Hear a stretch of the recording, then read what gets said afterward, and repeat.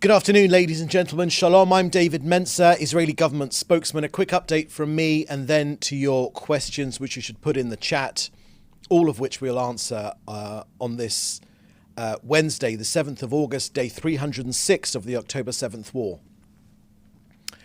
October the 7th today, which means it's 10 months to the day. 115 hostages still in Hamas captivity. They need to be released now. Our other war aims remain unchanged: the destruction of Hamas's military and governing capabilities, and to ensure, of course, that Gaza will never form a threat to this country again. All that remains unchanged on this 10-month anniversary. Last night, the IDF released that the last missing person, Bilha Yinon, was murdered on October the 7th. This is a result of extensive investigation effort, with evidence discovered in the area of Yinon's home. Complex testing enabled the verification of her identity. She was murdered on October 7th. The country sends its heartfelt condolences to Yinon's family and to the entire community of Netiv HaSara, where she was killed. May her memory be a blessing. Next, I want to give you some details, the latest details we have about the north of Israel.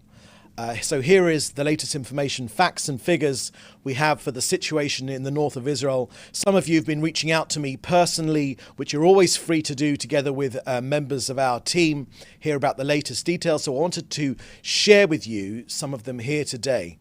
So between October the 9th, October 2023, and August the 6th, so that's yesterday, the Iranian terror army proxy Hezbollah has launched more than 7,500 rockets towards Israel. 7,500 rockets have been fired towards Israel, but only 6,500 have actually reached Israeli territory. So that means that 1,000 rockets have either misfired or landed back in Lebanon and Syria, killing ordinary Lebanese and Syrians. That is a crime against humanity, and another reason why Hezbollah needs to be kicked out of Lebanon to protect these Lebanese people, never mind Israel. They're a menace to Lebanon. Since the beginning of this war, Hezbollah has also launched 187 drones into Israel. Here are the casualty figures as a result of Hezbollah's aggression. 43 people have been killed since October the 8th. In our north, 43 people have been killed. 23 civilians, including an Indian national, including 8 children aged 7 to 13 and 4 children aged 14 to 18. And 19 members of our security forces have been killed. 258 people have been wounded. That's 119 civilians and 139 members of our security services. As of yesterday, there are 62,224 internally displaced persons from our northern communities because of the war. Of those 62,000, 15,728 of these displaced people are minors, children. Just think of the disruption to their education. In total, 98 villages, cities and towns in the north and the Gaza area have been evacuated. The total number of evacuees in the entire country amounts to 140,000 Israelis, of which 80,000 are of working age. All of these people need to be returned to their homes. This is not a sustainable reality. So on this 10-month anniversary since we were attacked, let me give you some additional figures. More than 1,200 of our people were massacred on October the 7th. 860 civilians were murdered. 53 were children. Going back to the north, there have been 769 fires from rocket and UAV hits. 138,000 acres of land have been burnt. I'll be happy to share those figures with you again if you get in touch. Next to COGAT, and an update from their work coordinating aid into Gaza. Over the last 2 weeks, we've seen an increase in the amount of UN aid truck collection from the Gazan side of Kerem Shalom. While the private sector and other NGOs have been collecting aid regularly, the UN aid agencies have only recently resumed doing so just lately, after a very long pause. So from over 1,300 trucks worth of aid waiting to be collected 4 weeks ago, there are now approximately 640 trucks worth of aid on the Gazan side of Kerem Shalom. About 440 of them are UN aid. Yesterday, 158 trucks worth of aid carrying humanitarian goods were sent into Gaza. Trucks entered via the Kerem Shalom and Erez crossings. We repeatedly urge aid agencies to increase their logistical capabilities and collect the aid. Finally, in the last 24 hours, Hamas fired rockets from launches embedded next to humanitarian aid warehouses in southern Gaza. These humanitarian aid warehouses are run by international organizations, including UNRWA, and are used to distribute humanitarian aid to the civilian population in Gaza. Hamas continues to systematically abuse civilian and humanitarian infrastructure to carry out terror attacks against Israeli civilians. We know why, of course, they fire from these humanitarian areas. They wish to encourage return fire and then cry to the world's media that we've targeted, which of course we do not, civilian areas. That's the purpose of their action. They're trying to maximize civilian casualties. Hania himself used to say this regularly. That was his ambition, to kill as many of Gazan civilians, to encourage criticism of the state of Israel. So that's the end of our briefing today. I will now take your questions, which you should put in the chat together with your news outlet. First question here I can see from Joel Pollack at Breitbart News. Firstly, CNN reported what it is calling a shocking video of 89 bodies being delivered to Gaza from Israel. Can you explain what happened there and why? Thank you for that question, Joel. I haven't seen that report. Your question is the first I've seen of it, so I would encourage you to contact the IDF for further comment. Excuse me. Next, the White House sources are telling the media that their diplomatic pressure is working to stop Iran from launching an attack. Can you comment on that? Thank you for that question, Joel. Let me just say that the Prime Minister has made clear today that this Iranian axis of evil, it's formed a stranglehold against Israel. It's a ring of armed terror armies. Israel is ready both defensively and offensively to defend ourselves. We will, of course, our long arm will, anyone that tries to harm this country, our long arm will reach them, and they in turn will be harmed. So whether it's Hezbollah in Lebanon, Hamas in Gaza, the Houthis in Yemen and other militias, Israel will exact a very heavy price for aggressions against us, together with our allies from any arena. Our long arm, as the Prime Minister said, will reach anyone who causes harm to our civilians. We've made very steady efforts with the elimination of commanders of the military wing of both Hamas and Hezbollah, and we've sent a very clear message to anyone that threatens this country. Thank you. Next question from Hannah Julian from the Jewish Press. Just scroll. Okay, that's fine. Hannah Julian from the Jewish Press. Your first question is, US officials say Iran may be reconsidering its plan for a massive attack on Israel. Does the Israeli government have the same view? Thank you, Hannah. I think that's the pretty much the same question which Joel asked in the previous question, and I think I've given you a good answer as to Israel's position.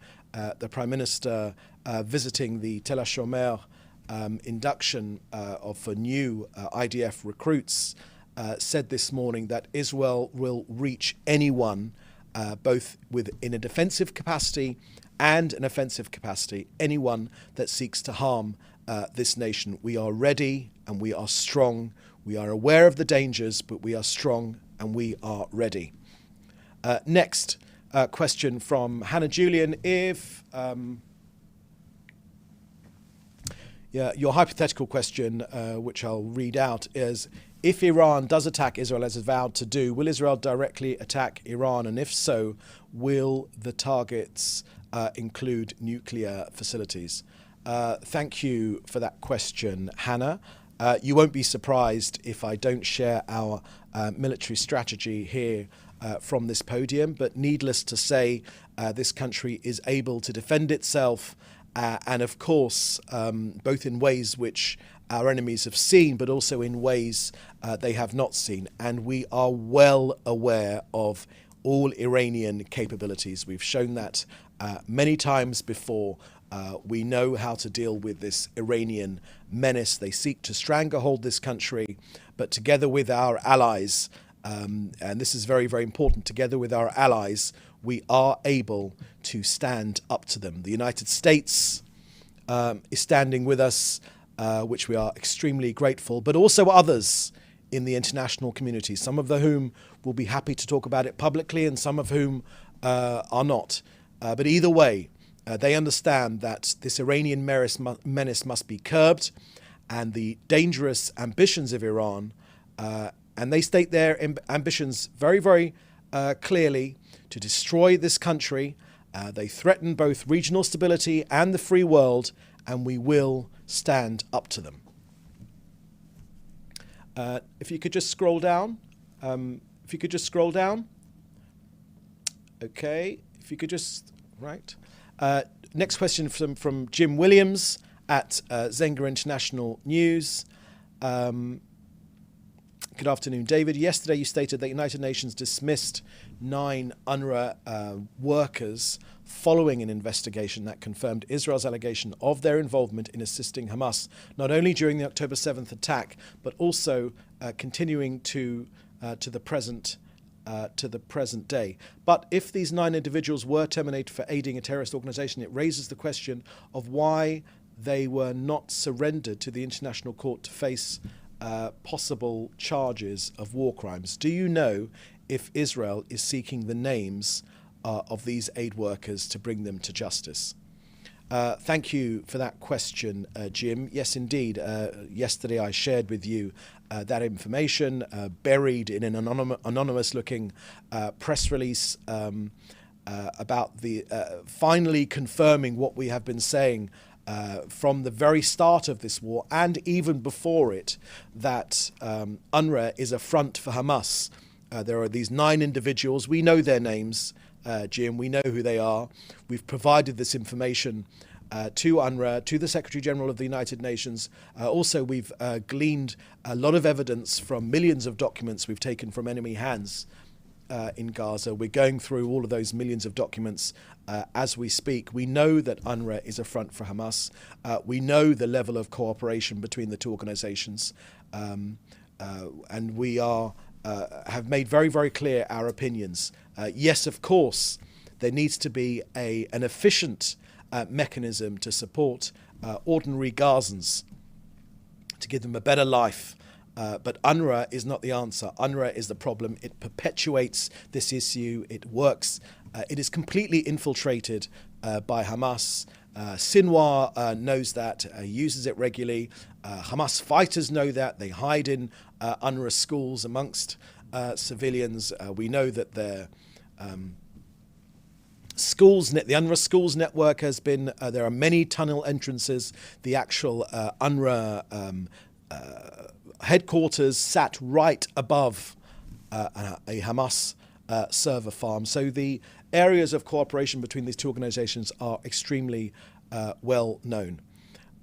Next question from Dr. Abby Korb.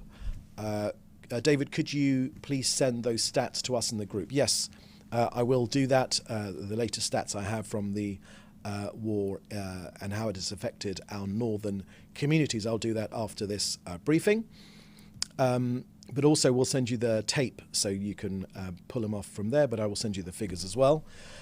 Next question from David Clement of the News Forum. Does the Prime Minister's office have comment regarding Turkey adding itself to South Africa's genocide case? Thank you for that question, David Clement from the News Forum. Look, I haven't seen those reports, David, so I don't want to reply to them directly. We have, of course, seen some very aggressive comments from Turkey, from the president and from the leadership of Turkey. Very aggressive comments. We take them extremely seriously. This is a country that does not ignore when world leaders wish to harm our people. We do not ignore it at all. We regret these comments, but I won't discuss that any further from this podium. Next question is from Mr. Rubin at BIM Group. Since 1,000 missiles fired by Hezbollah did not reach the territory of Israel and fell in Lebanon, could we say that the Creator is protecting the people of Israel and these are miracles? Should we feel gratitude despite the hardship? Regards from Mr. Rubin. Thank you for that question, Mr. Rubin. Yes, of course. We should be thankful that we have a state of Israel that is a homeland for the Jewish people, that is a refuge for Jewish people, that was created despite our 3,000-year history. Just 76 years ago, this country was recreated as a homeland, as a refuge for this country to be able to live as a free people, free from the ravages of anti-Semitism and Jew hatred, which has plagued our people for centuries. So yes, of course, we should be grateful that God has given us this land. We should be grateful for our success of our soldiers, and we should have also be grateful for the success of all the success which this country has bestowed on the world. All the innovations, the tech innovations, the agricultural innovations, the medical innovations this country has shared with the world. There's more startups in this country than per capita than any other country in the entire world. We have shared many life-saving technologies, so there is much to be grateful for. And we do, of course, are thankful to the good Lord for everything for all the accomplishments of this country and for our armed forces. Okay, any other questions? No? Okay, Dr. Abby Korb. Okay, could you just scroll up for a second? Okay, I think I have dealt with all of your questions. I'll share those comments, these latest figures we have in our group. In the meantime, the next briefing will be tomorrow. Please do stay safe, and in the meantime, thank you very much. Bye-bye now. Thanks for watching. Drop a comment below. Don't forget to like, share, and hit subscribe to stay updated with our latest content. Until next time, stay informed and inspired. This is Dejobnik signing off.